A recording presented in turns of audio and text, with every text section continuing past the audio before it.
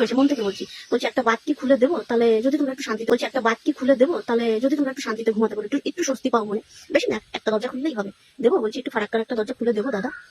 ফারাক্কার বাত তো দূরের কথা, আমি একটা হিসু করে দেবো, বাংলাদেশের অর্ধেক ডুবে যাবে। ওকে, তো আমাদের দেশের দিকে নজর দেওয়ার আগে না নিজের দিকে একবার তাকিয়ে নেবা, ঠিক আছে? তোমরা কোথায় থাকো, আমরা কোথায় থাকি। ওকে, নকল তো দূরের কথা, একটু তাকাস আমাদের দিকে, আমাদের ইন্ডিয়ার দিকে একটু চোখ তুলে তাকাবি, ঠিক আছে? তোরা না বলছি কি কলা গাছ সাপোর্ট করিস, তাও ইন্ডিয়ারে সাপোর্ট করিস না?